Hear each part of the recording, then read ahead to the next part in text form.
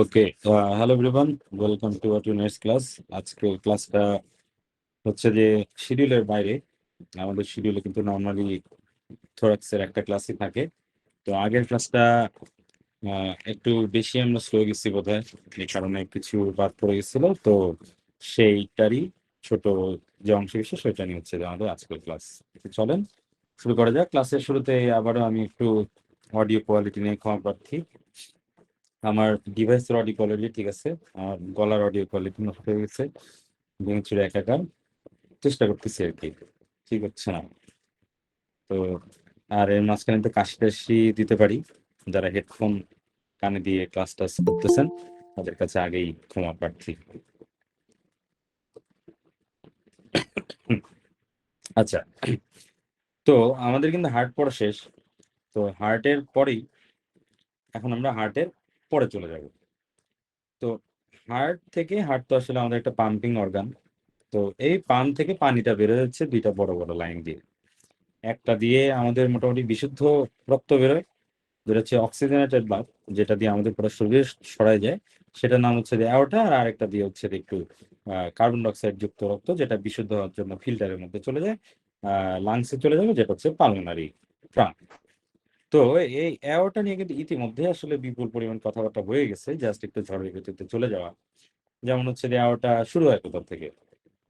Aorta শুরু হচ্ছে যে আমাদের লেফট ভেন্ট্রিকল থেকে। অ্যাওর্টার কি কি পার্ট? প্রথম হচ্ছে যে একটা অ্যাওর্টা ওঠে, অ্যাসেন্ডিং অ্যাওর্টা।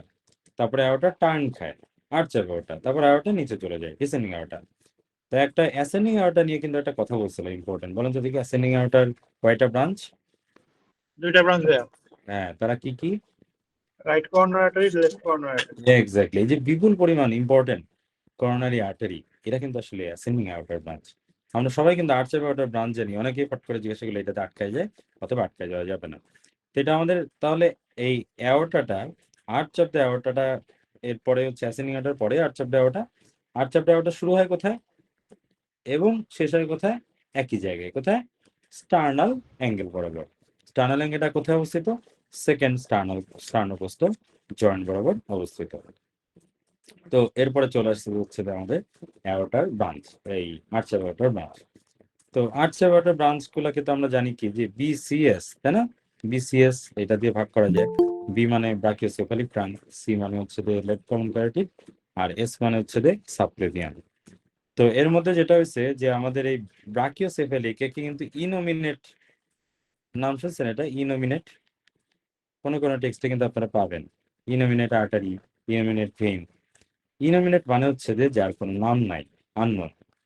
তো এটা কেন আসছে? এটা একটা মিসনোমার। সেটা হচ্ছে যে যখন মানে একদম আর্লি এজ অফ অ্যানাটমি, যখন হচ্ছে অ্যানাটমিস্টরা ডেড বডি দিয়ে দিয়ে শুরুতে কোন আর্টারি কোথায় যাচ্ছে টাচ্ছে এগুলো আইডেন্টিফাই করা শুরু করলো, তখন কিন্তু তারা ক্যারোটিডটাকে সুন্দর ট্র্যাক করতে পারলো যে ঠিক আছে, এটা তো আস্তে আস্তে আস্তে আস্তে ব্রেনের মধ্যে চলে যাচ্ছে, সাপ্লিমেন্টটা হাতের মধ্যে চলে যাচ্ছে। কিন্তু এই ব্রাকিওসেফালিক আর্টারি এবং ভেইন এরা কেমন যেন একটা মোটা, এবং এরা কই যে ভাগ হয়ে কোথায় চলে গেল এটা না, তারা সরাসরি কোথায় চলে গেল এটা শুরুর দিকে আইডেন্টিফাই করতে পারে না। এই জন্য এটা আসলে কাজ কি এটাও তারা আইডেন্টিফাই করতে পারে নাই। এই জন্য একটা আন্দাজের উপর একটা নাম দিয়ে রাখছিল, যের কোনো নাম নাই। ঠিক আছে, এই জন্য কোনো কোনো টেক্সটে কিংবা আমাদের বইয়েরও কোনো কোনো জায়গায় হয়তো আপনারা এটাকে ইনোমিনেট হিসাবেই পাবেন। তো যাই হোক, আলটিমেটলি এর তো নাম আছে ব্রাকিওসেফালিক, এখন তারা নাম পেয়ে গেছে। ব্রাকি মানে আর্ম, সেফালিক মানে মাথা। তার মানে তারা জন্মের পরেই দুইটা ভাগে ভাগ হয়ে যায়, একটা চলে যায় হেডে আর আর একটা চলে যায় আর্মে, তাই তো, আপার লিম্বে। এই জন্য ব্রাকিওসেফালিক। বাম পাশে অবশ্য এরকম কোনো ভেজাল নাই, বাম পাশের সরাসরি মাথায় একটা আর্টারি আছে, আবার হাতের জন্য আরেকটা আর্টারি আছে। মাথারটা লেফট কমন ক্যারোটিড আর হাতেরটা লেফট সাবক্লেভিয়ান। তো এই যে আর্চার বায়োটা কিন্তু এইটুকুই। তো এইখানে একটা ইম্পর্টেন্ট প্যাথোলজি আছে, যেটা হচ্ছে আর্চার বায়োটাতে অনেক সময় পাওয়া যায়। সেটা হচ্ছে যে কোয়ার্কটেশন অফ অ্যাওর্টা। সেটা হচ্ছে যে কি? সেটা হচ্ছে যে দেখেন আমাদের এই মায়ের, দেখেন এখানে আমাদের দুইটা বড় বড় আর্টারি আছে হার্টের, প্রথম দুইটা। একটা হচ্ছে যে আমাদের অ্যাওর্টা, যেটা আমরা পড়ে ফেললাম, যেটা তৈরি হচ্ছে হচ্ছে কোথা থেকে? অ্যাওর্টা তৈরি হচ্ছে লেফট ভেন্ট্রিকল থেকে। আর আরেকটা কিন্তু বড় একটা ভেসেল আছে, যেটা হচ্ছে যে পালমোনারি ট্রাঙ্ক, যেটা তৈরি হচ্ছে যে রাইট ভেন্ট্রিকল থেকে। তো লেফট ভেন্ট্রিকল থেকে যে অ্যাওর্টাটা তৈরি হচ্ছে এটা তো পুরো শরীরে ছড়াই যাচ্ছে। আর পালমোনারি ট্রাঙ্কটা কোথায় যাচ্ছে? লাংস এর মধ্যে চলে যাচ্ছে। তো এটা হচ্ছে তো আমাদের নর্মাল। কিন্তু যখন আমরা একদম মায়ের পেটে ছিলাম তখন তো আমাদের লাংস বলতে তেমন কিছু ছিল না, লাংসটা কোলাপস অবস্থাতে ছিল এবং এর মধ্যে কোনো বাতাস ছিল না এবং এর মধ্যে যাওয়ার কোনো পরিস্থিতি নেই, তাই না? কারণ লাংস তো এখন একটা নরম তুলতুলা জিনিস, এর মধ্যে আসলে আপনি সুন্দর করে র্যান্ডমলি চলে যেতে পারবেন। কিন্তু মায়ের পেটে থাকা অবস্থায় যখন আপনার লাংসটা কোলাপস হয়ে একদম সলিড হয়েছিল, ওর মধ্যে রক্ত কিভাবে ঢুকবে? এই জন্য ওই সময় যেটা হইতো, একটা বিপুল পরিমাণ রক্ত শুরুতেই রাইট অ্যাট্রিয়াম থেকে লেফট অ্যাট্রিয়ামে চলে যেত। কিভাবে চলে যেত বলেন তো দেখি? এই কিভাবে চলে যেত ভাইয়া? পুরা ফোরামেন ওভারিস। ফোরামেন ওভালি দিয়ে ওভারিস। লেফট অ্যাট্রিয়ামে চলে যেত, এখানকার রক্তাবলী দিক দিয়ে আওয়াটা দিয়ে বেরোয় যেত। তারপরে কিছু কিছু রক্ত দেখা যাচ্ছে যে ওই ছোট্ট ফুটা দিয়ে যাইতে পারে না, তারা আবার ঠিকই চাপচুপ খেয়ে ভেন্ট্রিকল পর্যন্ত চলে গেছে, আবার ভেন্ট্রিকলে যে পালমোনারি আর্টারির মধ্যে ঢুকে গেছে। এই রক্ত এখন কই যাবে, কি হবে?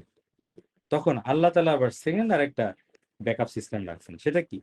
যে যে আর্টারি গুলা, এই রক্তগুলা এত ঝাড়ঝঞ্ঝাট পার হয়ে পালমোনারি আর্টারির মধ্যে ঢুকেই গেছে, এদেরকে বাঁচানোর জন্য এর মধ্যে একটা কমিউনিকেশন একটা চালু করে দিচ্ছেন আল্লাহ তাআলা। বুঝছেন? ওইটা দিয়ে হয়তো যে যেসব আর্টারি এতদূর পর্যন্ত চলেই আসছে, সেই সব এই রক্তগুলা এতদূর পর্যন্ত চলে আসছে, সেই রক্তগুলা কারণ লাংসে তো যার উপায় নেই, যাই করবেটা কি? সেই রক্তগুলা যেন লাংসে না যেয়ে এই দিক দিয়ে আবার অ্যাওর্টা হয়ে পুরো শরীরের মধ্যে চলে যায়। এই যে এইখানে একটা একটা ব্যাকআপ আর্টারি যেটা আসলে আমাদের নর্মালি থাকে না, এর নাম কি? এর নাম হচ্ছে ডাক্টাস আর্টারিওসাস। ডাক্তার আর্টারিওসাস বুঝছেন তো সবাই? তাই ভাইয়া পুরা ডাক্টাস আর্টারিওসাসের কাজ কি বুঝছেন? কিরে কেউ বোঝে না? জি ভাই। হ্যাঁ, জি তো ভাইয়া, এই বুঝছি ভাইয়া। এই ডাক্তার আর্টারিওসাসটা তো আমাদের একটা ব্যাকআপ। তা আমরা যখন পরবর্তীতে বড় হয়ে যায় তখন তো আসলে এই আর্টারির কোনো কাজ নাই। তখন যেটা হয়, এই আর্টারিটা আস্তে আস্তে আস্তে চিমসা মেরে যায়, চিমসা মেরে এটা একটা লিগামেন্টে পরিণত হয়, যেটা নাম হয়ে যায় লিগামেন্টাম আর্টারিওসাম। ঠিক আছে, এই যে লিগামেন্টাম আর্টারিওসাম। এখন এই কথাটা বলার উদ্দেশ্য হচ্ছে যে এই আর্টারি এবং এই লিগামেন্টের কিন্তু কোনো দোষ না, কিন্তু এরা যে জায়গায় যে ইনসারশনটা হয়, এই জায়গাতে কারো কারো একটা রোগ বালাই হয়। সে রোগ বালাইটি কি? এই যে দেখেন, যে জায়গাতে মোটামুটি লিগামেন্ট আর্টারিওসাম থাকে, এরকম জায়গায় অনেক বাচ্চার জন্মের পরে দেখা যায় যে কনজেনিটাল অ্যানোমালির কারণে এই জায়গাটা এরকম চিমসা মেরে গেছে। বুঝছেন? অ্যাওর্টাটা এরকম চিকন। তো অ্যাওর্টাটা যদি এরকম একটা চিকন হয় তাহলে ঝামেলাটা কি? ঝামেলাটা হচ্ছে যে রক্ত তো ধুমাধুম বেরোচ্ছে, তো বেরোয় তো তারপরে নিচে তারা যাইতে পারবে না, তাই না? রক্ত তো এখানে যে আটকায় যাবে। তখন এই রোগীগুলা তাহলে কি ঝামেলা দেখা যাবে বলেন তো দেখি? কি কি হতে পারে? প্রথম কথা, আপনারা দেখবেন যে এর শরীরের উপরের দিকে হাতের পালস খুব স্ট্রং, পায়ের পালস দুর্বল নাকি? কারণ পা পর্যন্ত রক্তটি কম পৌঁছাচ্ছে। এক। দুই হচ্ছে যে আরেকটা পাওয়া যায়, সেটা হচ্ছে যে কি, যে এই যে তাদের আহ এই রক্ত তো চুই করে চলে যাওয়ার কথা, কোনো ধরনের জটিলতা নাই। যেহেতু এখন যাইতে পারতেছে না, তাহলে কি হবে? রক্ত এখানে জমতে থাকবে এবং এর ঠেলে ঠুলে বের করতে হার্টের খুবই কষ্ট হবে। এত কষ্ট তো হওয়ার কথা না, রক্ত তো চুই করে চলে যাওয়ার কথা। যে যখন হার্টের অনেক কষ্ট হয় তখন হার্ট কি হয়ে যায় বলেন তো দেখি? হ্যাঁ, ভেন্ট্রিকুলার হাইপারট্রফি হয়ে যায়। কোন ভেন্ট্রিকুলার হাইপারট্রফি হবে? লেফট ভেন্ট্রিকুলার হাইপারট্রফি হবে। এরপরে ধরেন অনেক চাপাচাপি করতে করতে হার্ট বড় হয়ে গেছে, তারপরও পাঠাইতে পারতেছে না, তারপরে কি হবে তখন? তখন এক পালমোনারি সময় হাইপারটেনশন। না না, পালমোনারি হাইপারটেনশন কি করে হবে? পালমোনারির সাথে সম্পর্কটা আসতেছে কোথা থেকে? আপনি এই যে লিগামেন্টাম আর্টেরিয়াসামটাম ভুলে যান। পালমোনারি হাইপারটেনশন হবে একদম মানে ইসে, ঠিক বলছেন ভাইয়া, সরি আপনি বলছেন, কিন্তু সেটা অনেক সিকুয়েলি হয়ে লেফট ভেন্ট্রিকুলার হাইপারট্রফির কারণে এই পাশে রক্ত রক্ত জম আসতে পারতেছে না, তখন লাংসের মধ্যে রক্ত জমতেছে, দ্যাটস অ্যানাদার থিং। কিন্তু হাইপারট্রফির পরে তো আসলে হার্ট ফেইলিউর হবে, এটা তো ঠিক নাকি? হার্ট ফেইলিউরের পরে যে তারপরে পালমোনারি হাইপারটেনশন হবে, তাই তো? এই, তাহলে এই ফিচার গুলা নিয়ে বাচ্চা কাচ্চা গুলা কিন্তু আসে। আর এর সাথে এদের কিন্তু আরেকটা খুব ইম্পর্টেন্ট একটা তাদের রেডিওলজিক্যাল ফিচার্স পাওয়া যায়। এটা হচ্ছে আমরা অনেকেই আমাদের ফার্স্ট ইয়ার থাকতে স্যাররা জিজ্ঞাসা করতো, সেই রেডিওলজিক্যাল ফিচারটা কি? যাদের এরকম কোয়ার্কটেশন অফ দ্য অ্যাওর্টা থাকে, তাদের তো রক্ত সব উপরে জমে যাচ্ছে, তাদের শরীরের নিচে রক্ত পৌঁছাচ্ছে না, তাদের তখন শরীরের নিচের অংশ শুধু হাউ হাউ হাউ হাউ করতেছে, পেটে অনেক ক্ষুধা। তখন আমাদের শরীরের বিভিন্ন জায়গায় কিন্তু আমাদের ব্যাকআপ চ্যানেল থাকে, ওই যে আমরা আগেই বললাম না, এই যে আমাদের সুপিরিয়র ভেনা কাপা এবং ইনফিরিয়র ভেনা কাপার মধ্যে ব্যাকআপ চ্যানেল আছে 4 ধরনের। ঠিক সেরকম আমাদের আর্টারি কিন্তু কিছু ব্যাকআপ চ্যানেল আছে। সেগুলো কি? সেগুলো হচ্ছে যে আমাদের এই যে অ্যাওর্টা, অ্যাওর্টা থেকে আমাদের এখানে যে ইন্টারকোস্টাল আর্টারি টার্টারি গুলো তৈরি হচ্ছে না, হ্যাঁ, এই ইন্টারকোস্টাল আর্টারির মাধ্যমে কিন্তু আমাদের এই সুপিরিয়রলি যে আমাদের সার্কুলেশন, এটার সাথে ইনফিরিয়র সার্কুলেশনের একটা কমিউনিকেশন থাকে। ধরেন হচ্ছে যে আমাদের এই যে অ্যাওর্টা, অ্যাওর্টা থেকে হচ্ছে যে এখান থেকে আমাদের ডিসেন্ডিং পার্টে যে চলে গেল, ডিসেন্ডিং পার্টে ধরেন রক্ত যাচ্ছে না, এখান থেকে যে অ্যাওর্টা, সেখান থেকে যে সাবক্লেভিয়ান, ওইখান থেকে এই হাত টাত হয়ে টয়ে কিছু বুকের মধ্যে দিয়ে কিছু রক্ত যায়। ধরেন হচ্ছে যে কি যায়, এখানে যে আমাদের কিছুক্ষণের মধ্যে আমরা পড়বো, সাবক্লেভিয়ান আর্টারি থেকে কিন্তু আমাদের একটা ইন্টারনাল থোরাসিক আর্টারি যায়। তো ইন্টারনাল থোরাসিক আর্টারি থেকে কিন্তু আমাদের ইন্টারকোস্টাল আর্টারি তৈরি হয়। ওই ইন্টারকোস্টাল আর্টারি কিন্তু পেঁচায় বুঝায় আবার পোস্টের ইন্টারকোস্টাল আর্টারি হয়ে আমাদের ডিসেন্ডিং আউটারতে চলে যেতে পারে। ব্যাপারটা বোঝেন নাই বোধহয়, দেখেন একটু দেখায়। এটা হচ্ছে যে আমাদের অ্যাওর্টা, এই হার্ট, হার্ট থেকে তৈরি হলো আর্চাপ অ্যাওর্টা, আর্চাপ অ্যাওর্টা থেকে তৈরি হলো সাবক্লেভিয়ান আর্টারি। সাব এখন আমার রক্ত তো আপনার এই জায়গাতে আটকে গেছে, তাই তো? তো সাবক্লেভিয়ান আর্টারিতে তো রক্ত যাবে নাকি? যাবে, কিন্তু পায়ে পৌঁছাচ্ছে না। সেই পায়ে পৌঁছানোর জন্য আমাদের শরীর কি সিস্টেম করবে দেখেন। এই যে সাবক্লেভিয়ান আর্টারিতে তো রক্ত যাচ্ছে, সাবক্লেভিয়ান আর্টারি একটা ব্রাঞ্চ আছে যেটা আমাদের বুকের মধ্য দিয়ে নামে, সেটাকে আমরা বলি ইন্টারনাল থোরাসিক আর্টারি। মেয়েদের ক্ষেত্রে বলি আমরা ইন্টারনাল মেমারি আর্টারি। এই ইন্টারনাল মেমারি আর্টারি থেকে কিন্তু আমাদের অ্যান্টেরিয়র ইন্টারকোস্টাল আর্টারি তৈরি হয়। এই অ্যান্টেরিয়র ইন্টারকোস্টাল আর্টারি একসময় কমিউনিকেশন হয় পোস্টেরিয়র ইন্টারকোস্টাল আর্টারির সাথে কমিউনিকেশন করে। পোস্টেরিয়র ইন্টারকোস্টাল আর্টারি যে কার সাথে যে লেগে থাকে জানেন? বলেন তো দেখি কার সাথে লেগে থাকে? ডিসেন্ডিং অ্যাওর্টার ডিসেন্ডিং সাথে, থ্রাসিক আউটার। ডিসেন্ডিং থোরাসিক আর্টারির সাথে নেমে আসে। তাহলে কি আমরা বলতে পারি এই যে ইন্টারকোস্টাল আর্টারির যে সিস্টেমটা, এইটা একটা স্যালভেজ, মানে এটা একটা ব্যাকআপ, হ্যাঁ, এটা একটা ব্যাকআপ যেটার মাধ্যমে আমাদের আহ এই যদি এই জায়গায় আটকায় যায় তাহলে রক্ত এই দিক দিয়ে বাইপাস করে চলে যেতে পারে। তো এই জিনিসটা আসলেই হয়, হ্যাঁ। তো এই জিনিসটা হওয়ার কারণে নর্মালি তো আমাদের ইন্টারকোস্টাল আর্টারি থাকে বলে চিকন মতো মোটা কিছু না, যে যাদের এই ধরনের ভেজাল তৈরি হয় তাদের আবার ইন্টারকোস্টাল আর্টারি অনেক মোটা হয়ে যায়, কারণ তাদেরকে এখন আহ, বিপদ সামলাইতে হচ্ছে। এই যে ইন্টারকোস্টাল আর্টারি মোটা হয়ে গেল, ইন্টারকোস্টাল আর্টারিটা থাকে কোথায়? হ্যাঁ, ইন্টারকোস্টাল আর্টারি থাকে কই? ইন্টারকোস্টাল আর্টারি থাকে হচ্ছে আমাদের রিপসের লোয়ার বর্ডারের কাছে। তো যখন আমাদের ইন্টারকোস্টাল আর্টারি গুলো এরকম বড় বড় হয়ে যাবে, তখন আর্টারি গুলো যে ফুলে যাবে, আর্টারির চাপে মনে হবে যেন আমাদের রিপসের লোয়ার বর্ডার গুলা এরকম একটু খেয়ে খেয়ে খেয়ে খেয়ে গেছে, একটি ইনডেন্টেশন হয়ে গেছে। এইটা একটা radiological sign of coarctation of the aorta. এটা কি আপনারা বুঝতে পারছেন? ভাইয়া এই লাস্টের দিকটা আবার বলুন কাইন্ডলি। আচ্ছা, এতটুকু তো বুঝছেন যে আমাদের যদি এই জায়গাতে আটকায় যায়, তাহলে কিভাবে সাবক্লেভিয়ান আর্টারি হয়ে, ইন্টারনাল থোরাসিক আর্টারি হয়ে, অ্যান্টেরিয়র ইন্টারকোস্টাল আর্টারি হয়ে, পোস্টেরিয়র ইন্টারকোস্টাল আর্টারি হয়ে, তারপর ডিসেন্ডিং অ্যাওর্টা পর্যন্ত রক্ত যাবে। এটুকু তো সবাই বুঝছেন নাকি? হ্যাঁ, জি ভাই। জি ভাই। এইভাবে যদি আমাদের এখানে আটকায়ও যায়, সরাসরি যদি ডিসেন্ডিং এ রক্ত যাইতে না পারে, এভাবে যেতে পারে। তার মানে এখন দেখেন, একটা বিপুল পরিমাণ রক্ত তাহলে কিন্তু আমাদের হঠাৎ করে এই ইন্টারকোস্টাল আর্টারি দিয়ে যাওয়া শুরু করবে। তো এখন ইন্টারকোস্টাল আর্টারি দিয়ে যখন যাওয়া শুরু করবে, তাহলে কি হবে? হঠাৎ করে ইন্টারকোস্টাল আর্টারি গুলো ফুলে যাবে। ইন্টারকোস্টাল আর্টারি থাকে কই? আমাদের একটা জানি কি, আমাদের রিপসের লোয়ার বর্ডার বরাবর ইন্টারকোস্টাল আর্টারি এমন করে থাকে না? তো নর্মাল মানুষের তো চিকন চিকন ইন্টারকোস্টাল আর্টারি, কিন্তু আপনি যখন অ্যাবনর্মাল মানুষ হয়ে যাবেন, তখন তো আপনার বিশাল মোটা মোটা মোটা মোটা ইন্টারকোস্টাল আর্টারি হয়ে যাবে, হঠাৎ করে আর্টারি গুলো ফুলে যাবে। এই যে আর্টারি গুলো ফুলে গেল, এইটার আপনি প্রতিফলন কোথায় দেখতে পারবেন? এই আর্টারি গুলো ফুলে যাওয়ার কারণে আমাদের এই যে রিপস, এই যে রিপসের লোয়ার বর্ডার, এই লোয়ার বর্ডারে কিন্তু ইনডেন্টেশন, মনে হবে জায়গায় জায়গায় জায়গায় জায়গায় খেয়ে গেছে, আর্টারি চাপে হাড় ওইখানে ক্ষয়ে গেছে, থাকে না আমাদের? এই আপনারা কোনোদিন স্কাল বোনস দেখছেন? প্যারাইটাল বোনস, প্যারাটাল বক্সের ভিতরে যে মেনিনজাল আর্টারির ইমপ্রেশন দেখা যায় জীবনে, দেখেন না আপনারা? দেখছেন? দেখছি ভাইয়া। হ্যাঁ, তো তাহলে মানে রক্ত নালী যদিও বেশি ফুলে যায়, হাড়ও ক্ষয় দিতে পারে। তো তার মানে এতদিন আমাদের রিপসে কিন্তু কোনো ধরনের ইন্টারকোস্টাল আর্টারি এখন ইনডেন্টেশন থাকে না, এখন চলে আসবে।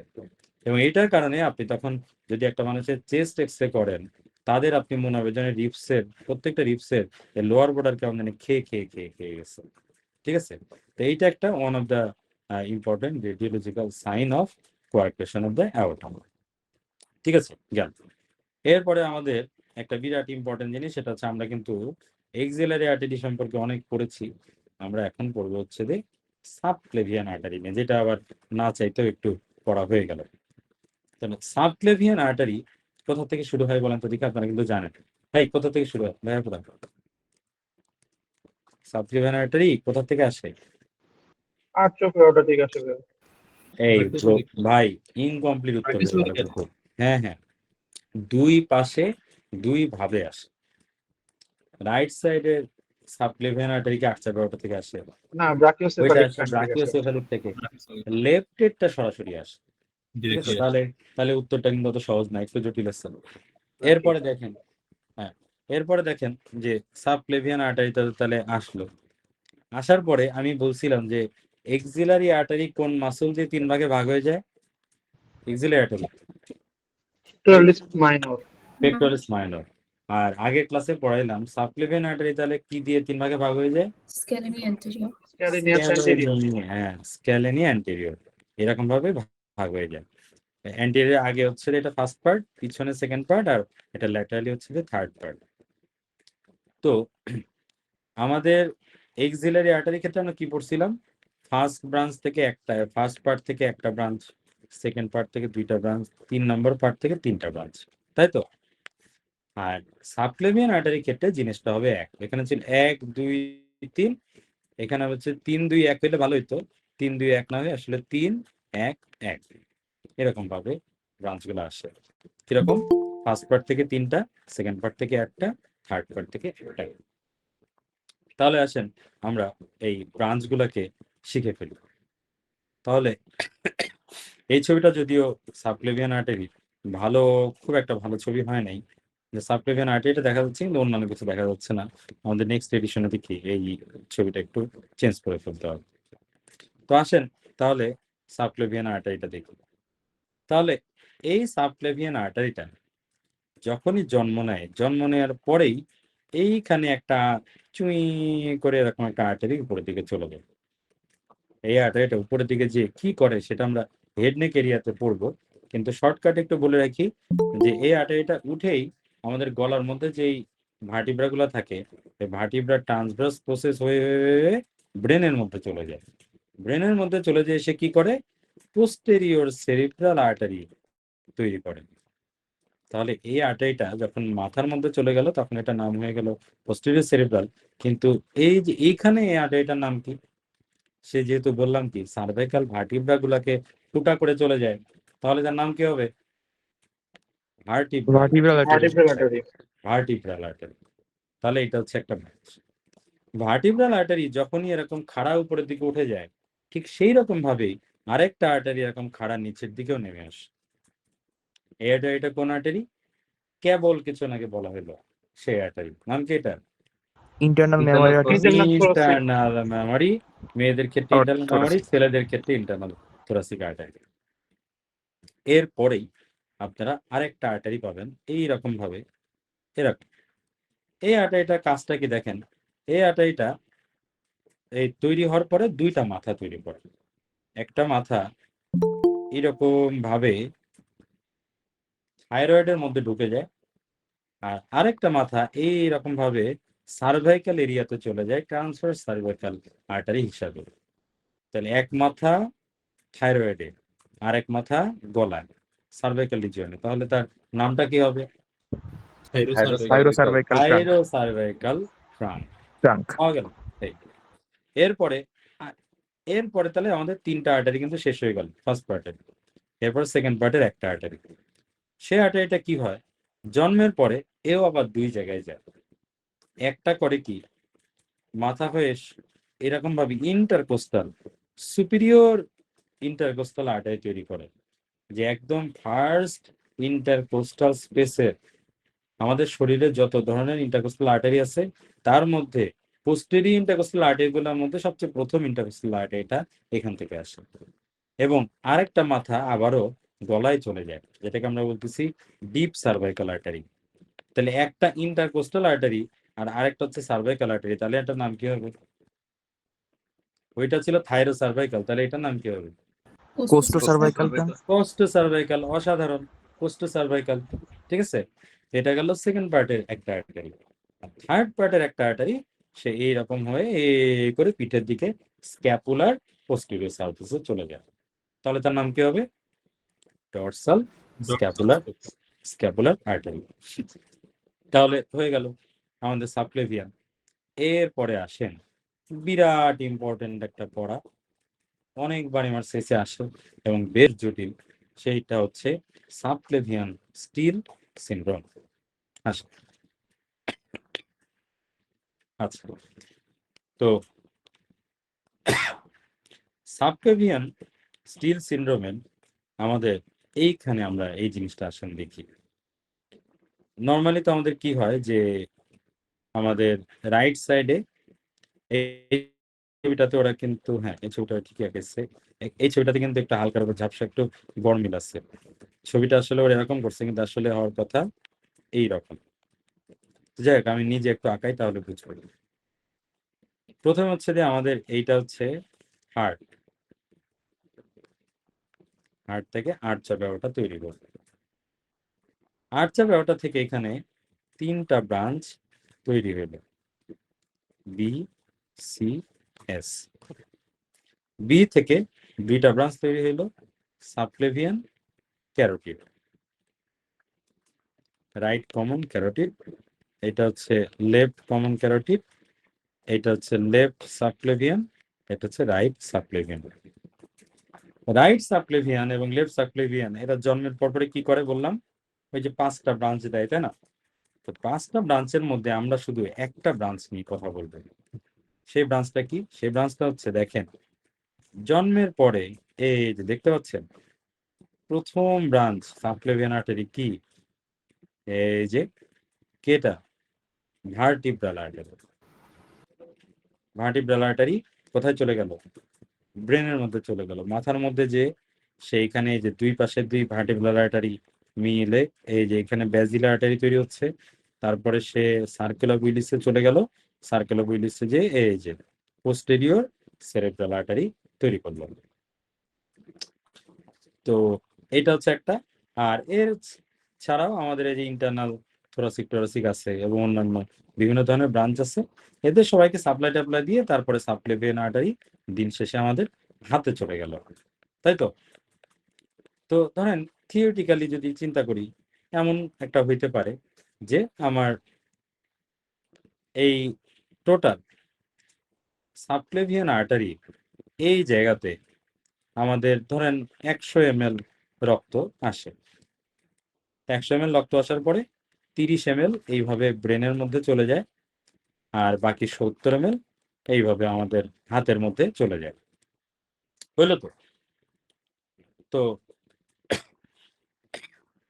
এমন যদি হয় যে হঠাৎ করে আপনার এই যে সাবক্লেভিয়ান আর্টারি যেখান থেকে শুরু হয়েছে, বুঝছেন, একদম এইখানে আপনার হঠাৎ করে একটা থ্রম্বোসিস কিংবা একটা স্টেনোসিস কিংবা একটা অ্যাথেরোস্ক্লেরোসিস তৈরি হয়েছে, তখন কি হবে?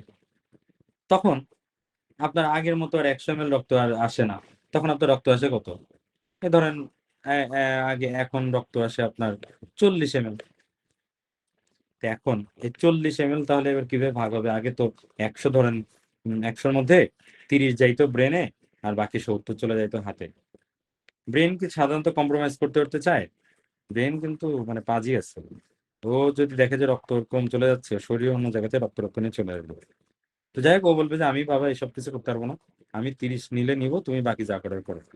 তো তখন ধরেন আপনার এখানে এখন চিকন হয়ে 40 হয়ে গেছে, তার মধ্যে 30 এখন ব্রেনে যায়, বাকি 10 যায় হাতে। এইভাবে জীবন চলতেছে। হঠাৎ করে আপনার একদিন খুব টেনিস খেলার শখ হইলো কিংবা বডি বিল্ডিং করার শখ হইলো, তা আপনি যদি টেনিস খেলেন কিংবা বডি বিল্ডিং করেন কি হবে? হঠাৎ করে হাতের বিভিন্ন মাসল টাসল গুলা কাজ করলেন একদিন, যখন আপনি হঠাৎ করে হাতের কোন একটা ফাংশনাল মাসল গুলা কাজ করলেন, তখন কি হবে? হাতে কি হবে ভাইয়া পুরা? হাতের রক্তের ডিমান্ড বেড়ে যাবে, তাই না? রক্তের ডিমান্ড, তো সে হাত বলবে ভাই আমি অনেক স্যাক্রিফাইস করছি, কিন্তু আজকে আমি জিম করছি, আজকে আমার কোনোভাবে 10 ml দিয়ে হবে না, আমার মিনিমাম আজকে আপনাদের 40 মতো দিতেই হবে। তো এ যদি নর্মাল মানুষ হইতো, তাহলে এক্সট্রা 40 ml কোথা থেকে আসতো? হ্যাঁ, এই যে নর্মাল মানুষ, আপনার তো এখানে কোনো ধরনের কোনো স্টেনোসিস নাই, আগে 100 আসতো, দাও রে এখন 150 দিয়ে দাও, সুন্দর। ব্রেনের মধ্যে থাকলো, হাত আগে পাইতো 70, এখন সে 100 নিয়ে ঘুরে বেড়াচ্ছে। কিন্তু এ তো নর্মাল না, তাকে যে আপনি এক্সট্রা খাবার দিবেন, খাবার আসার যে জায়গা আছে, আপনার তো এই জায়গায় হয়ে গেছে স্টেনোসিস। এই স্টেনোসিস পার হয়ে যতটুকু রক্ত আপনার এখানে পৌঁছাচ্ছে, এই নিয়েই আপনাকে থাকতে হবে। তাহলে এখন উপায়, তখন এখানে একটা আকাম করুন। আকামটা হচ্ছে এই যে ব্রেনের মধ্যে যে রক্তগুলো যাচ্ছিল, এইটারে ধরে হাত টান দিয়ে নিয়ে চলে যায়। বুঝতে পারছেন? এই 30 ধরেন ছিল, 30 টাকা 5 বানায় দিয়ে বাকি 25 ml হাতে চলে গেল। ঝামেলা কি হবে বলেন তো দেখি? ওমা, হাতের মাথার মধ্যে ইস্কেমিয়া হয়ে যাবে না? ইস্কিমিয়া ট্রানজিয়েন্ট ডেভেলপ করবে। ইসকেমিক অ্যাটাক হয়ে যাবে, ট্রানজিয়েন্ট ইসকেমিক অ্যাটাক। এই কারণে এই রোগী বারবার আপনার কাছে আসতে থাকবে, বলবে যে আমি না নরমালি, আমার কোনো সমস্যা নেই, আমি মাথার অনেক সিটি স্ক্যান এমআরআই করছি, আমার সব নরমাল, শুধু আমার ঝামেলাটা হয় যে আমি যেই দিন হাত দিয়ে বেশি কাজ করি, কাজ করতে হতে আমি অজ্ঞান হয়ে যাই। ডাক্তার সাহেব আমার হিমোগ্লোবিনটা দেখেন তো, রক্ত মনে হয় শর্ট হয়ে গেছে। আসলে রক্ত কি হয়েছে? সব ঠিক আছে, শুধু মাঝে মাঝে হাত মাথার রক্ত চুরি করে হাতে নিয়ে চলে যাচ্ছে। এই যে রক্ত চুরি হয়ে গেল, এটাকে আমরা বলতেছি সাবক্লিভিয়ান স্টিল সিনড্রোম। আপনারা কি সাবক্লিভিয়ান স্টিল সিনড্রোমটা বুঝতে পারছেন পুরোপুরি? হ্যাঁ, জি ভাইয়া। তাহলে সাবক্লিভিয়ান স্টিল সিনড্রোম হওয়ার জন্য আমাদের শর্ত কি? সব জায়গায় ব্লক হইলে কিন্তু হবে না, বুঝছেন? ধরেন আপনার এই জায়গায় ব্লক হয়েছে, তাহলে কোনো সমস্যা? তাহলে কোনো সমস্যা নেই, তো ও তো এইখানেই শর্ট, তো মাথাতে কি করে আনবে? আপনাকে এমন একটা জায়গায় ব্লক হইতে হবে যে সাবক্লেভিয়ান আর্টারি, এই যে ভার্টিব্রাল আর্টারি দিছে, তার জাস্ট প্রক্সিমালি, তার মানে কি proximal to the origin of the vertebral artery আপনাকে ব্লকটা হইতে হবে। যদি এই জায়গায় ব্লক হয়, তাহলে কিন্তু চুরির মাল আসার কোনো উপায় নেই, তাই না? Distal to the origin of the vertebral artery যদি ব্লক হয়, তাহলে কিন্তু আপনার চুরি করলেও তো চুরির মাল আপনি আনবেন কি করে? এখানে তো ব্লক হয়ে যাচ্ছে। তাহলে ব্লকটা হইতে হবে কোথায়? এই ভাই পুরো ব্লক হইতে হবে কোথায়? কোন জায়গায়? Vertebral proximity. হ্যাঁ, ভার্টিব্রাল আর্টারি অরিজিনের প্রক্সিমালি, যেটা ম্যানেজমেন্ট কি? ম্যানেজমেন্ট সাধারণত অ্যানজিওপ্লাস্টি রিং পড়াই দিলেই ঠিক হয়ে যায়। এরপরে আসলো থোরাসিক আউটলেট অবস্ট্রাকশন। এইটা একটা পুরো দস্তুর, এটা একটা ভুলভাল নামের একটা রোগ। আমরা দেখেন বলছি কি যে আমাদের বুকের উপরে এই যে খাঁচার মধ্যে অচিন পাখি আসে যায়, তাহলে পাখি আসা যাওয়ার পরে যদি উপরে একটা ফুটা আছে, নিচে একটা ফুটা আছে, উপরটাকে বলি আমরা থোরাসিক ইনলেট, নিচেরটাকে বলি থোরাসিক আউটলেট। রোগ আসলে আমার ইনলেটের এখানে হয়েছে, কিন্তু কোনো একটা অজ্ঞাত কারণে এটার কোনো একজন মনীষী প্রথমে একটা ভুল করছে, এরপর থেকে ওই ভুলটাই চলতেছে। তো যাই হোক, শুধু মনে রাখবেন থোরাসিক আউটলেট অবস্ট্রাকশন যদি রোগের নাম, কিন্তু রোগটা হয় আসলে থোরাসিক ইনলেটে। তা আসেন তাহলে ইনলেটে কি ঝামেলা হয়? এই যে দেখেন কি এটা, ওই যে পড়াইলাম না আগের দিন, স্ক্যালেনি মাসল। এই যে দেখেন, এই যে এটা কি? First ribs. ফার্স্ট রিপসের এই যে দেখেন, খেয়াল করছেন এটা কি? অ্যান্টেরিও স্ক্যালেনি। এটা কি? পোস্টেরিও স্ক্যালেনি। এই অ্যান্টেরিও এই মিডল স্ক্যালেনি। এই অ্যান্টেরিও স্ক্যালেনি আর মিডল স্ক্যালেনির মাঝখান দিয়ে কে যাচ্ছে? খেয়াল করছেন কে যায়? এই ভাই পুরো কে কে যায়? সাবক্লেভিয়ান আর্টারি এবং এবং কে? ব্রাকিয়াল প্লেক্সাস যায়। এই আর সাবক্লেভিয়ান ভেইনটা কোন দিক দিয়ে যায়? সাবক্লেভিয়ান ভেইনটা যায় স্ক্যালেনি মাসলের সামনে দিয়ে, বুঝতে পারছেন? স্ক্যালেনি অ্যান্টিরিয়রের সামনে দিয়ে যায় সাবক্লেভিয়ান ভেইন। তাহলে স্ক্যালেনি এইটা দিয়েই কিন্তু আমাদের সাবক্লেভিয়ান ভেইন এবং সাবক্লেভিয়ান আর্টারি পার্থক্য হয়, বুঝছেন? ছোটকালে আপনারা কিন্তু পড়ছেন যে এখানে একটা টিউবারকল থাকে, তাই না? Scalene tubercle. এই টিউবারকলের সামনে থাকে ভেইন, পিছনে থাকে আর্টারি। এই স্ক্যালেনির সামনে দিয়ে আরেকটা মানুষ যায়, সেই মানুষটার নাম কি? স্ক্যালেনি অ্যান্টিরিয়রের সামনে দিয়ে আগের দিন পড়াইছিলাম, কিন্তু খবর আছে যদি কেউ না পড়ে। কে যায়, কে যায়? হ্যাঁ, হ্যাঁ, একটা নাট যায়, একটা ক্লু দিয়ে দিলাম। Axillary nerve. আবার এক্সিলারি নার্ভ। না না না না না, খুবই ইম্পর্টেন্ট নার্ভ, গলা থেকে শুরু হয়ে কোথায় ফ্রেনিক। যেন চলে গেছে। Phrenic nerve, phrenic nerve. Phrenic nerve হচ্ছে যে স্ক্যালিনি অ্যান্টেরিয়র স্ক্যালিনির সামনে দিয়ে যায়, মনে নাই? ফ্রেনিক নার্ভ হচ্ছে যে এই যে ফ্রেনিক নার্ভ এইরকম ভাবে গড়ায়, এই যে এরকম ভাবে ঢুকে গেল, মনে নাই? এইটা ঠিক আছে। তো যাই হোক, ওইগুলো বাদ দেন।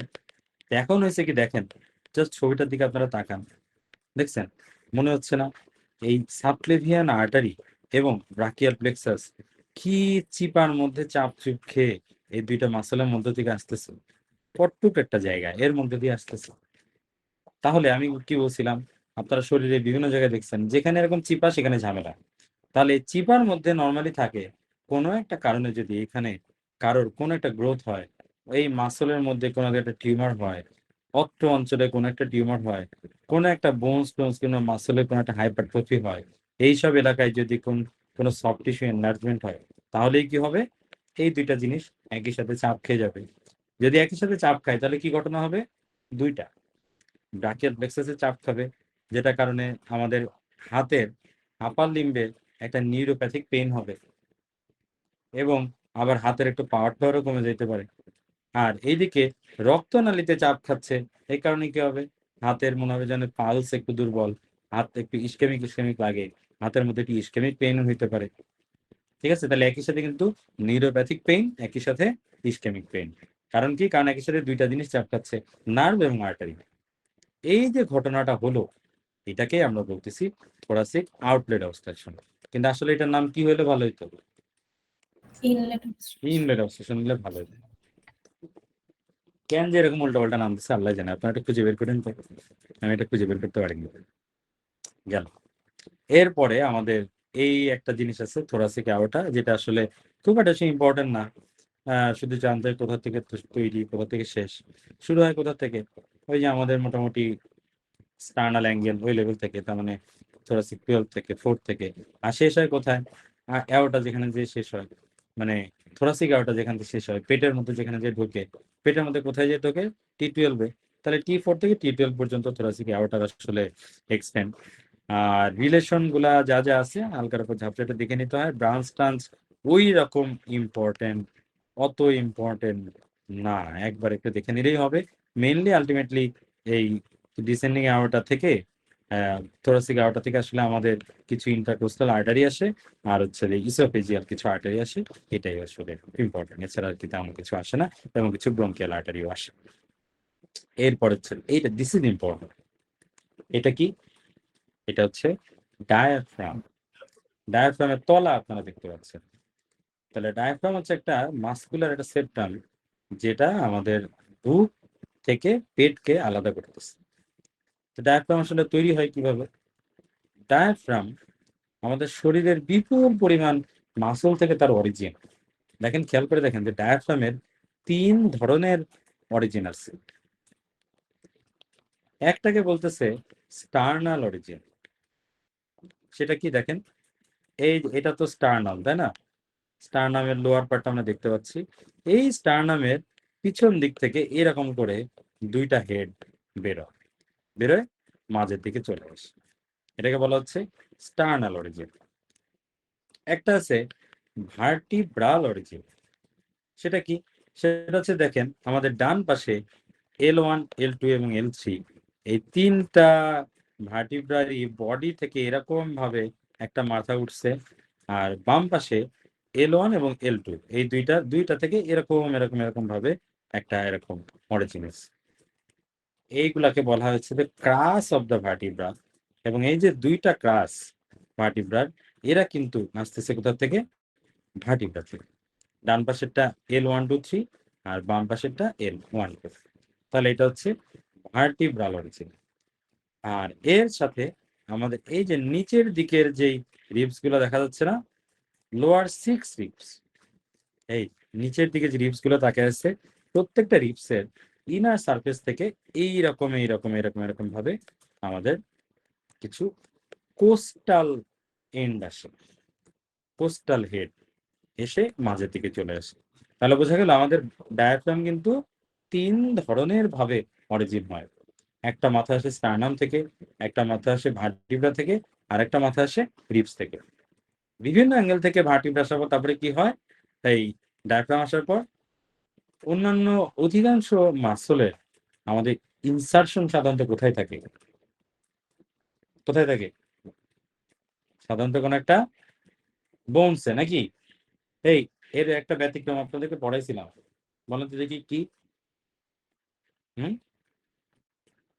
সাধারণত যে কোনো মাসলের অরিজিন শুরু হয় বোনস থেকে, ইনসারশনও হয় বোনসে, কিন্তু এটার একটা ব্যতিক্রম পড়ানো হয়েছিল, আগের ক্লাসে ছিল, মনে আছে? রায়ান আর আপু, মনে নাই ভাই, সরি। লাম্ব্রিক্যালস, মনে নাই? যে হ্যাঁ, এবার মনে পড়ছে। যাক, হঠাৎ করে জিজ্ঞাসা করলে আসলে না মাথা হলাই যায়, এটা রিল্যাক্সলি বিছানার মধ্যে শুয়ে ক্লাস করতেছে, হঠাৎ করে বললে তো এরকম হবে, সমস্যা নেই। আমারই জিজ্ঞাসা করলাম, হঠাৎ করে পারতাম না। তো সাধারণত শরীরের সকল মাসল কোনো একটা বোনস থেকে তৈরি হয়, শেষ হয় বোনসে। লাম্ব্রিকাস হচ্ছে যে একটা আনকমন মাসল, যেটা আসলে শুরু হয় টেন্ডন থেকে, শেষও হয় টেন্ডনে। আর এই ডায়াফ্রাম এইটার একটা আনকমন মাসল, যেটা জন্মের ঠিক আছে, তার মানে অরিজিনের ঠিক আছে, কিন্তু ইনসারশনের কোনো ঠিক নেই। ইনসারশনটা কই হচ্ছে? মাঝখানে বাতাসে, চারপাশ থেকে মাসল এসে মাঝখানে একটা অ্যাপোনেউরিসিসের মতো করে একটা পেঁচায় গেল। পেঁচায় কি হলো? কিছুই হলো না, আকাশের মধ্যে ভাসতেছে।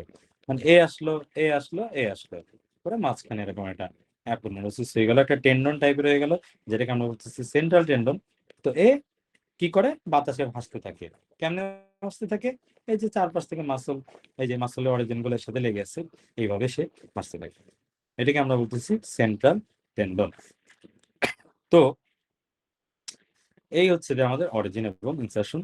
তো এখানে আমাদের এমবিবিএস লাইফে আমরা তো ফুটাগুলা খুব ইম্পর্টেন্ট সহকারে পড়ছি। তো আমরা জানি কি ডায়াফ্রামে কিছু বড় ফুটা আছে, মেজর ফুটা, কিছু আছে মাইনর ফুটা। মেজর ফুটা কয়টা? 3টা। কন্টেন্ট গুলো কিন্তু আমরা পড়ছি, তাই না? তাই মেজর ফুটা কয়টা, কি কি বলেন? ফুটার লেভেল গুলো কি কি? 3টা, তাই না? Classic 8, হ্যাঁ, 8, 12। 10 10, আর 12. হচ্ছে 12। 8টা হচ্ছে সুপিরিয়র ইনফেরিয়র ভেনা কাভা, তাই তো? T10 এর বস কে? ইসোফেগাস। আর 12 কে? অ্যাওর্টা। আর তাহলে এদের সাথে আর কে কে থাকে? প্রত্যেকটাতে কিন্তু এক্সট্রা কিছু কিছু থাকবে, মানে টোটাল কন্টেন্ট সবসময় 3টাই হবে। যেমন ইনফেরিয়র ভেনা কাভা যদি ধরি, আরেকটা কে থাকে? ফ্রেনিক থাকে, তাই না? ফ্রেনিক নার্ভ থাকে, রাইট ফ্রেনিক নার্ভটা। আর কে থাকে? কিছু লিম্ফেটিক্স থাকে। ইসোফেগাসের সাথে আর কে থাকে বলেন তো দেখি? ইসোফেগাসের সাথে লেফট গ্যাস্ট্রিক আর্টারি থাকে। আর কে থাকে? ইসোফেগাসের গায়ের সাথে লেগে থাকে কে? ভেগাস, তাই না? ও থাকে। আর T12 এর সাথে কে থাকে? অ্যাওর্টার সাথে থোরাসিক ডাক্ট থাকে। আরেকটা কে থাকে বলো? অ্যাজাইগাস। অ্যাজাইগাস থাকে, তাই না? তো তাহলে ফুটোলজি কিন্তু আমরা অনেক আগে থেকেই জানেন। গেল এই ওটাই, যেটা এইখানে এটা আগের টেক্সটে বর্ণনা করা ছিল, এই কারণে এটাকে আমরা এখানে আবার নতুন করে বানিয়ে নিই। তো এরপরে হচ্ছে যে খুবই হালকার উপর ঝাপসা করে ডায়াফ্রাম, এই ডায়াফ্রামের একটু এমব্রায়োলজি। এখানে আমরা এইভাবে ছবি টবি দিই নাই, দরকারও নাই। জিনিসটা কি? যে ডায়াফ্রাম আসলে 3টা জিনিস দিয়ে তৈরি হয়। একটা হচ্ছে যে একদম আমাদের বডির মাঝখানে প্রথমে একটা আদি এবং অকৃত্রিম একটা এরকম একটা পর্দা থাকে, ঠিক আছে? আল্লাহ তাআলা শুরুতে একটা মার্জিন টেনে নিচ্ছে যে এর উপরে আমি যা বানাবো সেটা হচ্ছে বুক, এর নিচে যা বানাবো সেটা হচ্ছে পেট। তো এই যে আগের আদি একটা পর্দা, সেই পর্দাটাকে আমরা বলি সেপ্টাম ট্রান্সভার্সাম, এবং এই জিনিসটাই পরবর্তীতে তৈরি হয় সেন্ট্রাল টেন্ডন, কারণ তো মাঝে আছে। এছাড়া আরেকটা জিনিস হয় আমাদের, এই যে আমাদের এইখানে যে প্লুরাল মেমব্রেনটা আদিম তৈরি হচ্ছে এবং আমাদের পেটের মধ্যে যে এখানে পেরিটোনিয়াম, এই প্লুরা এবং পেরিটোনিয়াম এরা হচ্ছে যে এদেরও কিছু কিছু অংশ আমাদের ডায়াফ্রামের সাথে লেগে যায়, তাহলে এরাও কন্ট্রিবিউট করে। আর আরেকটা জিনিস কন্ট্রিবিউট করে সেটা হচ্ছে এই যে আমাদের চারপাশে যে বডি ওয়াল, এই বডি ওয়ালের যে মাসেল, এই মাসেল গুলা তৈরি হয় যখন এইখানকার মাসেল গুলা এখান থেকে একটু মানে ভিতর দিকে ঢুকে যায়, এখান থেকে একটু ভিতর দিকে ঢুকে যায়, এখান থেকে একটু ভিতর ঢুকে যায়, মানে এই মাসেল গুলো ইন গ্রোথ, মাসেল গুলো ভিতর দিকে ঢুকে যে একটু আপনার কন্ট্রিবিউট করে, যেটা আমরা আসলে প্রমাণিত। দেখেন মনে হচ্ছে না যে কেমন জানি এই বডি থেকে মাসেল গুলা গড়ায় গড়ায় ভিতরের দিকে চলে যাচ্ছে, মনে হচ্ছে না? এই যে এই মাসেলটা মনে হচ্ছে যেন ভার্টিব্রা বডি ওয়ালে ছিল, কিন্তু সেটা গড়ায় এরকম ভাবে সেন্টারে চলে গেল। তাহলে তিনটা, ঠিক আছে। সেন্ট্রাল টেন্ডন তৈরি হয় সেপ্টাম ট্রান্সভার্সাম, আর প্লুরোপেরিটোনিয়াল মেমব্রেন থেকে কিছু কন্ট্রিবিউশন আসে, আর মেনলি মাসকুলার কম্পোনেন্ট যেটা, এটা হচ্ছে যে আমাদের বডি ওয়াল থেকে, সেটা কি দিয়ে তৈরি হয়? আমাদের বডি ওয়ালে যে মেসোডাম থাকে, মেসোডাম থেকে সেটাকে আমরা বলি সার্ভাইকাল সোমাইট, C3 থেকে C4। সোমাইট ব্যাপারটা কি, যে আমাদের বডির যে মেসোডাম, এই মেসোডাম গুলা আমাদের এরকম ব্লক ব্লক ব্লক ব্লক ভাবে ভাগ হয়ে শরীরের দুই পাশে এরকম অ্যারেঞ্জড হয়ে থাকে। এরপর এই ব্লক গুলা থেকে একটু একটু একটু করে শরীরের বিভিন্ন অংশের মাসল, হাড্ডি গুড্ডি এগুলা তৈরি হয়, এগুলাকে বলে সোমাইট। তো এই সোমাইট গুলা আমাদের একদম গলা থেকে শুরু করে বুক হয়ে পেট হয়ে সব জায়গাতে লাগানো থাকে। তা আমরা কি বলছিলাম, ডায়াফ্রাম আসলে তৈরি হয় কোথায়? হ্যাঁ, গলায়। এই কারণে যেটা হয় যে গলার মধ্যে সার্ভাইকাল রিজিয়নের যে সোমাইট গুলা, ওরাই হচ্ছে যে কন্ট্রিবিউট করে মাসল গুলা দেওয়ার জন্য, এই C3 থেকে সার্ভাইকাল 3 থেকে 5। এই কারণেই আমাদের এইখান থেকে যেহেতু মাসল গুলা তৈরি হচ্ছে, এই অঞ্চলের নার্ভটাকেই ডায়াফ্রাম যখন নিচে নেমে আসে তখন ওইখানকার নার্ভটাকেও সাথে নিয়ে চলে আসে। এই কারণে যদিও ডায়াফ্রাম আমাদের থাকে সেই পেটের মধ্যে, আমাদের নার্ভটা কিন্তু আসতেছে সেই গলার থেকে। ক্লিয়ার? তো ডায়াফ্রামে যদি এটা ক্লিয়ার হয় তাহলে আমাদের একটা খুব ইম্পর্টেন্ট পড়তে হয়, সেটা হচ্ছে যে ডায়াফ্রামেটিক হার্নিয়া। সেটা হচ্ছে কি, ডায়াফ্রামের আমাদের কাজটা কি, মেনলি কি কাজ বলেন তো দেখি, দুইটা কাজ যদি বলতে বলি। Respiration. হ্যাঁ, মাসেল অফ রেসপিরেশন, আর একটা হচ্ছে যে একটা অ্যানাটমিক্যাল একটা ব্যারিয়ার, নাকি, যে বুক হইতে পেটকে আলাদা করে ফেলে। তো এখন কোন একটা কারণে যদি আমাদের ডায়াফ্রামের কোন একটা অংশ তৈরি হইতে না পারে ঠিক মতো, তাহলে এখানে যে বিশাল বড় একটা ফাঁকা রয়ে যাবে, ওই ফাঁকা দিয়ে তখন পেটের নাড়িভুড়ি বুকের মধ্যে ঢুকে যাবে। এই জিনিসটাকে বলা হচ্ছে যে ডায়াফ্রামেটিক হার্নিয়া। তো এখন কোন জায়গাটা তৈরি হচ্ছে না, কোন জায়গাতে গ্যাপটা আছে, এটার উপর ভিত্তি করে আমরা ডায়াফ্রামেটিক হার্নিয়াটাকে দুই ধরনের বলতে পারি। সেটা হচ্ছে, একটা হচ্ছে যে বড় ধরনের হার্নিয়া হয়, বড় হার্নিয়া, ওইটাকে আমরা বলতেছি হচ্ছে যে বি ফর বড়, এখানে আমরা এটাকে বলতেছি বক ডালেক হার্নিয়া। আর আরেকটা হচ্ছে যে মাঝারি ধরনের হার্নিয়া। তো সেই হার্নিয়াটাকে আমরা বলতেছি Morgagni, M for medium, M for হচ্ছে যে মরগ্যাগনি। তো আসেন প্রথমে আমরা বড় হার্নিয়াটা, যেটা বক ডালেক হার্নিয়া, সেটাকে নিয়ে চিন্তা করি। তো বক ডালেক হার্নিয়াটা আসলে হয় কোথায়? বক ডালেক হার্নিয়াটা হয় কই জানেন? আমাদের মেইনলি কিন্তু এই যে ডায়াফ্রামের মাসল টাসল, এই যে দুইটা ভার্টিব্রা থেকে যে দুইটা ক্রুরা উঠলো না, ক্রুরা, এই যে আমাদের ভার্টিব্রাল এন্ড ডায়াফ্রামের, এই অঞ্চলটাতে যদি কোনো একটা কারণে তৈরি না হয়, দেখেন চিন্তা করে দেখেন, মনে হচ্ছে না যে বিভিন্ন জায়গায় যে মাসল টাসল গুলো আছে, ডায়াফ্রামের সবচাইতে শক্তিশালী মাসল এই পিছনের গুলাই, ঠিক কিনা? আমার সাথে কি আপনার একমত নাকি? তা আসলেই এইটা কিন্তু সবচাইতে শক্তিশালী অঞ্চল। এই অঞ্চলে যদি মাসলটা কোনো কারণে তৈরি না হয়, হঠাৎ করে জন্মের পরে দেখলেন এখানে কিচ্ছু নেই, তো যদি কিচ্ছু না থাকে তাহলে কি হবে, কি কি ফিচার দেখা দিবে? একটা হচ্ছে বিশাল বড় একটা গ্যাপ হবে। 2 নম্বর হচ্ছে যে এই গ্যাপটা থাকবে কোথায়? পোস্টেরিয়রলি, অনেক সময় পোস্টেরিয়র ল্যাটারালি এরকমও বলতে পারে। 3 নাম্বার, এই যে এত বড় একটা গ্যাপ, এত বড় একটা যে দরজা আপনি খুলে রাখেন, তাহলে কি হবে বলেন তো দেখি? জন্মের সময় পেটের নাড়ি ভুড়ি বুকের মধ্যে ঢুকে যাবে, তাই না? তার মানে অ্যাবডোমিনাল কন্টেন্ট থোরাক্সের মধ্যে চলে যাবে। আচ্ছা, পেটের নাড়ি ভুড়ি যদি বুকের মধ্যে চলে যায়, তাহলে পেটটা দেখতে কেমন হবে বলেন তো দেখি? এই একজন বলেন না, পেটটা দেখতে কেমন হবে? ধরেন পেটের নাড়ি ভুড়ি সব বুকের মধ্যে চলে গেছে, তাহলে পেটটা দেখতে কেমন হবে? ফাঁকা ফাঁকা লাগবে না পেটটা দেখতে নাকি? এই ইমনুল কাজ ভাই, বলেন না কেন কথা? হতাশ হয়ে যাচ্ছে, আমার গলা দিয়ে স্বর বের হচ্ছে না, তারপরে কষ্ট করে বের করার চেষ্টা করতেছি। তো এই যে পেটের নাড়িভুড়ি সব বুকের মধ্যে চলে গেল, তাহলে তো পেট ফাঁকা ফাঁকা হয়ে গেল।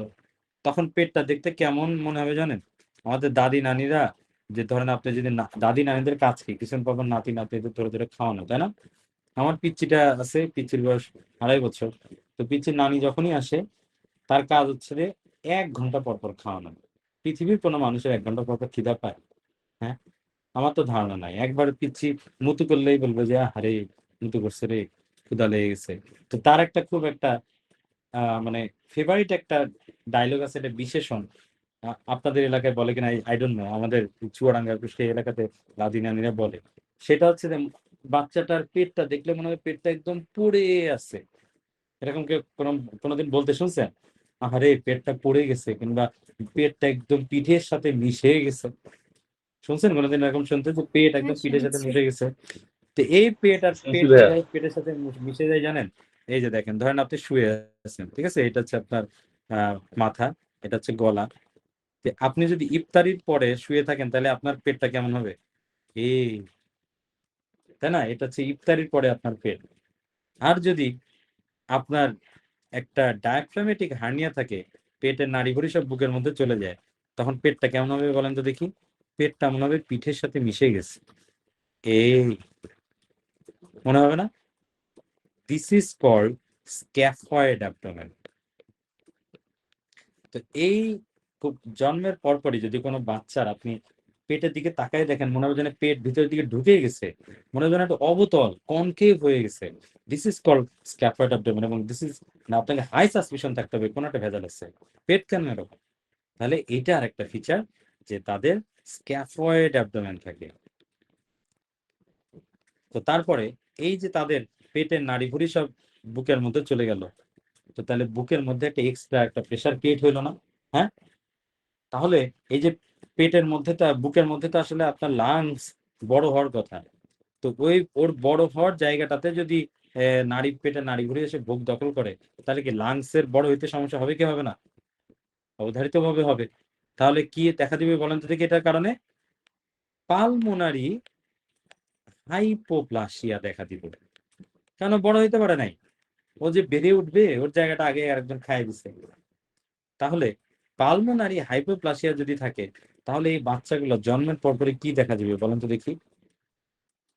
Respiratory severe distress. Severe respiratory respiratory distress. Distress দেখা দিবে, রেসপিরেটরি ডিস্ট্রেস। এবং আরেকটা জিনিস হবে দেখেন, যে এই বুকের মধ্যে তো আপনার পেটে নাড়িভুড়ি ঢুকে আছে, তাহলে বুকের মধ্যে একটু বেশি চাপ খাচ্ছে না? তাহলে আরেকটা জিনিস কি হতে পারে বলেন তো দেখি? পালমোনারি হাইপারটেনশনে কিন্তু দেখা দিতে পারে। তাহলে এতগুলা ঝামেলা নিয়ে যদি একটা মানুষ জন্মের পরে আসে, সে মানুষ বাঁচবে কি মনে হয়? আসলে বাঁচে না অধিকাংশ ক্ষেত্রেই। সো এইটা হচ্ছে ভেরি পুয়ার প্রগনোসিস। আর যদি বাঁচেও, তাহলে আপনাকে ইমিডিয়েটলি অপারেশন করতে হবে, সার্জিক্যাল অবশ্যই management main stay of treatment. এবং সেখানে আপনাকে ওই যে নর্মালি হার্নিয়া যেরকম অপারেশন করে, হার্নিয়া রিডাকশন, স্যাক কেটে দেয় এবং তারপর এখানে মেজ দেয়, ওই রকম ভাবে।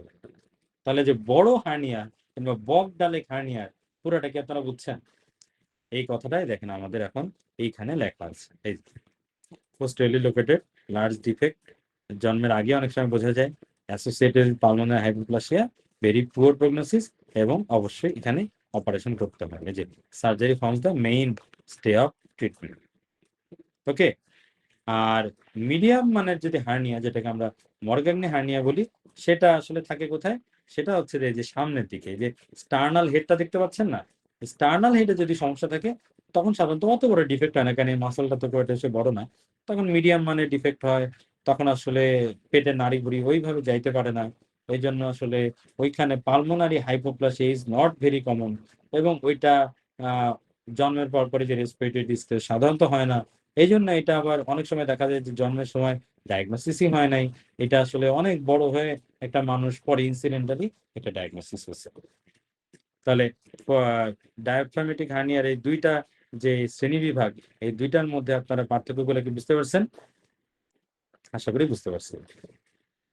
এরপরে আমাদের ওই যে ব্রেস্ট এবং হচ্ছে যে সার্জিক্যাল অ্যানাটমি নিয়ে কথা, ক্লাস হচ্ছে যে আর লিটারালি 5 মিনিট। তো ব্রেস্ট নিয়ে কিন্তু আমরা আপার লিম্বেও কিছু বলছি যে আসলে ব্রেস্ট হিসাবে খুবই আনইম্পর্টেন্ট একটা টপিক অ্যানাটমিতে। তারপরে বলে নিই ব্রেস্ট কি। ব্রেস্ট হচ্ছে একটা মডিফাইড সোয়েট গ্ল্যান্ড। এটা থাকে কোথায়? এটা অ্যাকচুয়ালি এর লোকেশন হচ্ছে জাস্ট চামড়ার নিচে, সাবকিউটিনাস প্লেনে কিন্তু আসলে ব্রেস্টের বসবাস। তো এটা আর্টারিয়াল সাপ্লাই কিভাবে হয়? ব্রেস্টের ইনার সারফেসে থাকে ইন্টারনাল মেমোরি আর্টারি, আর এছাড়া আমাদের ল্যাটারালি যে ইন্টারকোস্টাল আর্টারি গুলো থাকে, ওই ইন্টারকোস্টাল আর্টারি গুলোর থেকে বিভিন্ন পারফোরেট এসে এসে ব্রেস্টকে সাপ্লাই দেয়। ভেনাস সাপ্লাই ঠিক অলমোস্ট এই আর্টারিয়ালকেই ফলো করে। তো ঠিক ওইভাবে ইন্টারনাল মেমোরিতে কিছু চলে যায়, ইন্টারকোস্টাল ভেনে কিছু চলে যায়, আবার ইন্টারনাল মেমোরি হয়ে সাপ্লাভিয়ান আর্টারিতেও চলে যায়। ব্রেস্টের সবচেয়ে ইম্পর্টেন্টটা হচ্ছে যে এটা লিম্ফেটিক ড্রেনেজ। ব্রেস্টের অলমোস্ট 75% লিম্ফেটিক ড্রেনেজ যায় হচ্ছে যে এক্সিলারি লিম্ফ নোডে, কিন্তু inner aspect of the medial যে কোয়াড্রেন্ট গুলা ব্রেস্টের, এইগুলো আবার ইন্টারনাল মেমোরি লিম্ফ নোড যায়। ইন্টারনাল মেমোরি লিম্ফ নোড গুলো থাকে কই বলেন তো দেখি? ইন্টারনাল থোরাসিক আর্টারি থাকে কোথায়? বুকের মধ্যখানে, কিন্তু inner aspect of the chest wall. তো ইন্টারনাল মেমোরি আর্টারি থেকে এই যে দেখেন এরকম ফুটা করে রক্তনালীগুলা ব্রাঞ্চ এসে ব্রেস্টের মধ্যে ঢোকে। তো এইভাবে এটাকে ফলো করে আমাদের ব্রেস্টের ইনার কোয়াড্রেন্টের যে লিম্ফ্যাটিক্স গুলা, ওরা কিন্তু একইভাবে এটাকে ফলো করতে করতে বুকের ভিতরে ঢুকে যেতে পারে। তাহলে কি এটা ভেজাল হয়ে গেল না? আমরা ব্রেস্টের অপারেশনের সময় যেহেতু 75% যায় হচ্ছে যে এক্সিলাতে, আমরা কি করি? এক্সিলারি ডিসেকশন করি। কিন্তু আপনারা কি কোনোদিন এই ইন্টারনাল মেমোরি ডিসেকশন করতে কারো দেখছেন? হ্যাঁ, দেখা যায় না।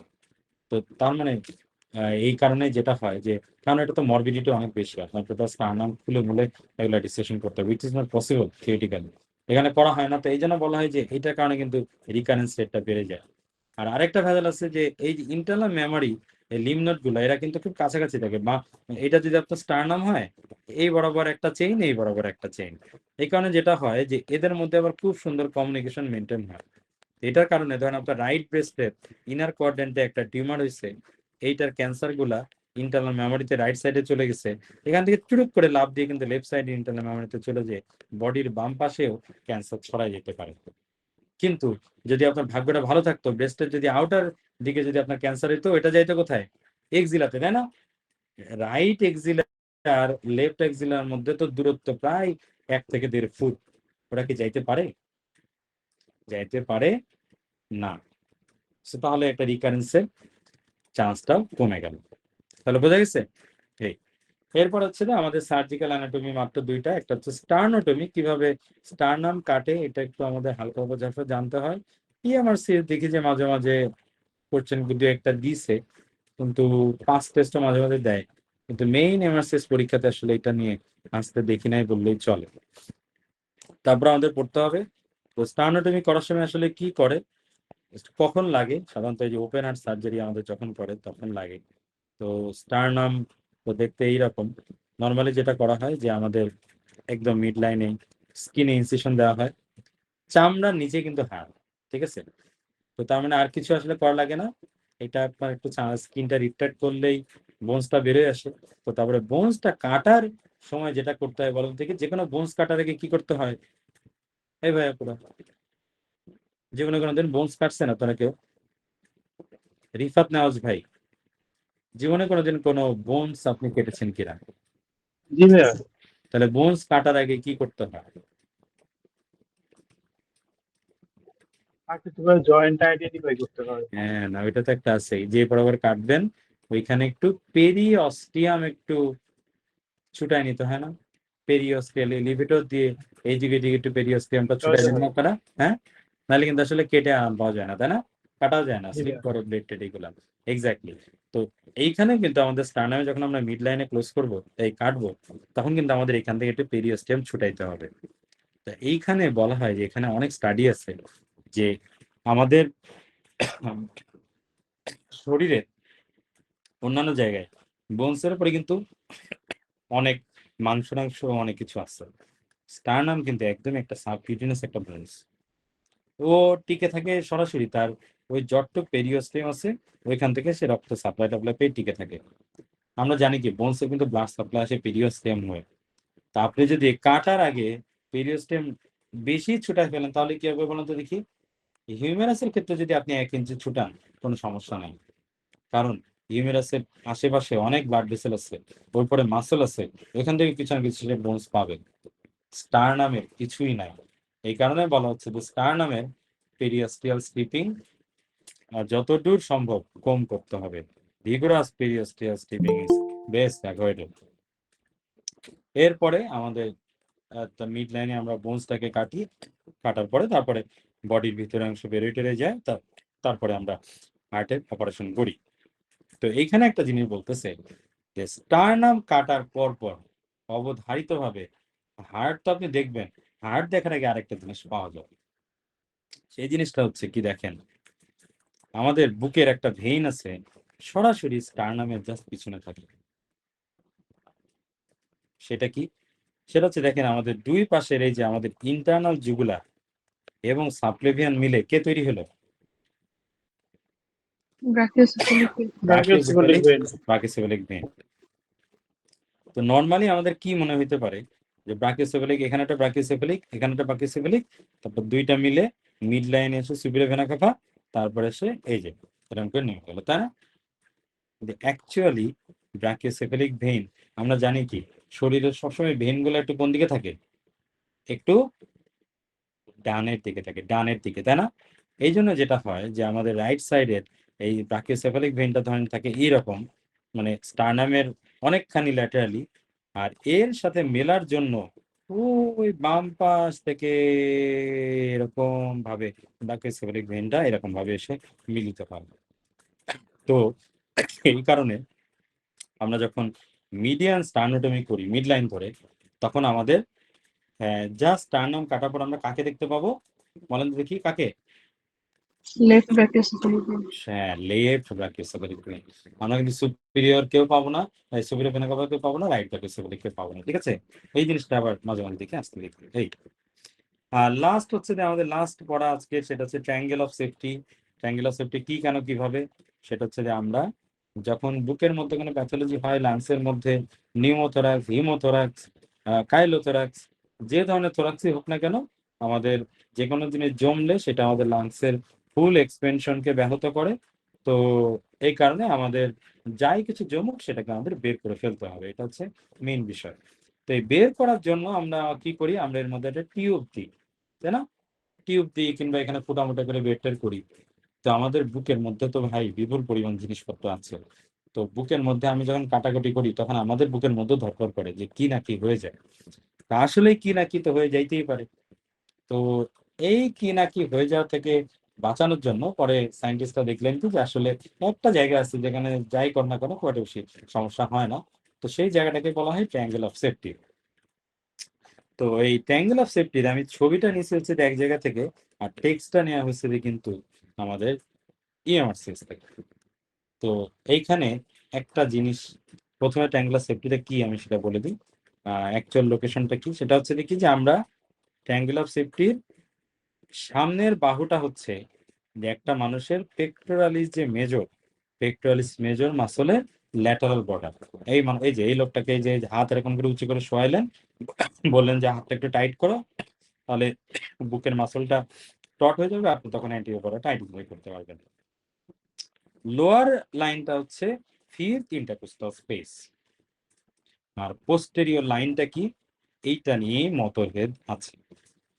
সেটা হচ্ছে রে আমাদের ইএমআরসিএস এর টেক্সটে আপনি দেখতে পারবেন যে এরা বলছে anterior edge of the latissimus dorsi নাকি আমাদের পিছনের লাইন, কিন্তু এটা অ্যাকচুয়ালি ভুল। এটা আপনারা লিখে রাখেন যে actually anterior edge of the latissimus dorsi আমাদের সেফটি ট্যাঙ্গেলের পোস্টেরিয়র লাইন না। কারণ কি দেখেন, যে আপনি যদি আমাদের সেফটি ট্যাঙ্গেলটাকে আমরা কেন সেফটি ট্যাঙ্গেল বলতেছি, যে আমরা ওর মধ্যে কোনো ধরনের গুতাগুতি করলে কারো কোনো ধরনের ড্যামেজ হবে না। তা আপনি যদি এই ল্যাটিসিমাস ডরসিকে পোস্টেরিয়র লাইন ধরেন, তাহলে যেটা হয়, ওই ল্যাটিসিমাস ডরসির যে বর্ডার, তার সামনে দিয়ে কিন্তু আমাদের লং থোরাসিক নার্ভটা চলে যায়। তার মানে কি, আমি যদি ওইটা ধরে ত্রিভুজ আঁকাই এবং তার মধ্যে ইচ্ছা মতো কাজকাম করি, অবধারিতভাবে লং থোরাসিক নার্ভে ড্যামেজ হতে পারে, এবং তখন তো আর এর একটা অবশ্যই ক্লিনিক্যাল সিকুয়েলি তো আছেই। তাহলে পুরোপুরি কি সেফটিটা এনশিওর হইল না। এই কারণে অ্যাকচুয়ালি মোস্ট অ্যানাটমিস্ট অ্যাগ্রি যে ল্যাটিসিমাস ডরসিকে ধরা যাবে না। আমরা কাকে ধরবো? Posterior line. কাকে ধরবো? Mid axillary line. Mid axillary line, এই এটা একটা অ্যান্টিরিয়র এক্সিলারি লাইন, এটা হচ্ছে পোস্টেরিয়র এক্সিলারি লাইন। দুইটা মাঝখানে যে মিড এক্সিলারি লাইন, সেইটাকে হচ্ছে আমরা ধরবো posterior arm of the safety triangle. এটা যদি ধরি তাহলে আমার এইখানে পড়ে যাচ্ছে আপনার লং থোরাসিক, তখন তো আমার সেফটি ট্যাঙ্গেলের বাইরে চলে আসতেছে। ঠিক আছে, বুঝছেন সবাই? তাহলে এটা আপনাদের এখানে নোট করে রাখবেন যে যদিও ইএমআরসিএস এই কথাটা আছে, কিন্তু এটা ভুল।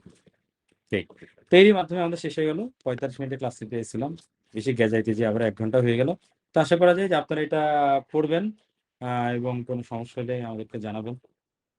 এই আর একটা ভেজাল হইতে পারে, সে ভেজালটা হচ্ছে যে আপনাদের নেক্সট ক্লাসটা তো হচ্ছে বুধবার, তাই না? কালকে কিন্তু আমার আবার ডিউটি আছে, বুঝছেন? তো নাইট ডিউটি আছে কালকে, বুধবার না? হ্যাঁ হ্যাঁ, তো কালকে তো আমার নাইট ডিউটি আছে, এই কারণে কিন্তু আপনাদের কালকের ডেটটা একটু চেঞ্জ হবে। এটা চলে যাবে হচ্ছে যে বৃহস্পতিবার রাতে। তাহলে আপনাদের কালকে যেটা শিডিউল ক্লাস, সেটা হচ্ছে বৃহস্পতিবার রাতে। ঠিক আছে, ওকে, এটাই শুধুমাত্র চেঞ্জ। তাহলে এর মাধ্যমে আমাদের আজকের ক্লাস শেষ। সবাই সুস্থ থাকবেন, ভালো থাকবেন। আজকের ক্লাস এখানেই সমাপ্তি ঘোষণা করা হবে।